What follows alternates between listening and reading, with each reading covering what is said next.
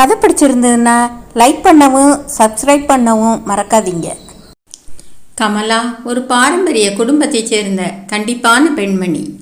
மருமகள் எப்படி இருக்க வேண்டும், வீட்டை எப்படி நிர்வகிக்க வேண்டும் என்பதில் அவளுக்கெனவன் தனிப்பட்ட கொள்கைகள் இருந்தன. அவளுடைய மகன் ராஜா சுதந்திரமான சிந்தனை கொண்ட இளைஞன். கல்லூரி காதலான சாந்தினியை காதலித்து திருமணம் செய்து கொள்ள விரும்பினான். சாந்தினி நவீன சிந்தனை கொண்ட வேலை செய்யும் பெண். கமலாவுக்கு சாந்தினியின் நவீன பழக்க வழக்கங்கள் பிடிக்கவில்லை. திருமணத்திற்கு பிறகு கமலா சாந்தினி இடையே சில சண்டைகள் வந்தன. கமலா சாந்தினியிடம் அதிகாலை எழுந்து வீட்டு வேலைகளை செய்யுமாறு எதிர்பார்த்தாள். இரவு அதிக நேரம் முழித்திருந்து வேலை பார்ப்பதால் சாந்தினிக்கு காலையில் எழும்ப முடியவில்லை. சமையலில் கூட கமலாவுக்கும் சாந்தினிக்கும் கருத்து வேறுபாடுகள் இருந்தன. கமலா பாரம்பரியமான சாப்பாட்டு வகைகளை விரும்பினாள். சாந்தினி சுலபமான ஆரோக்கியமான உணவுகளை சமைப்பதற்கு முயற்சி செய்தாள். இதனால் வீட்டில் சற்று பதட்டமான சூழ்நிலை நிலவியது. ஒரு நாள் ராஜா வெளியூர் சென்றிருந்தான். அன்று மதிய உணவுக்கு என்ன செய்வது என்று கமலா குழம்பினாள்.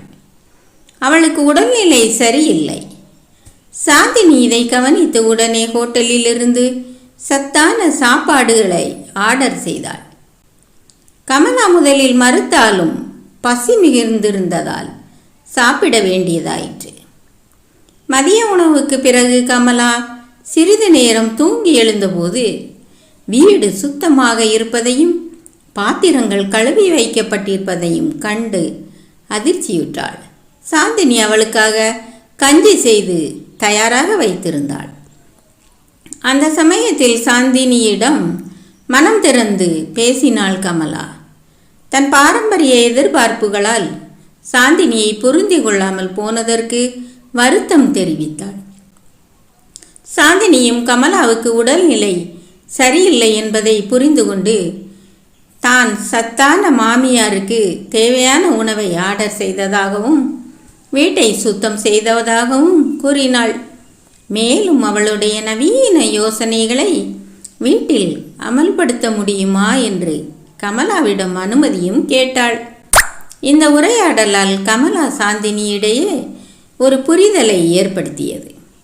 ஒருவருக்கொருவர் விட்டு கொடுத்து பழைய பழக்க வழக்கங்களுடன் புதிய யோசனைகளையும் இணைத்து வீட்டை நிர்வகிக்க முடிவு செய்தனர்.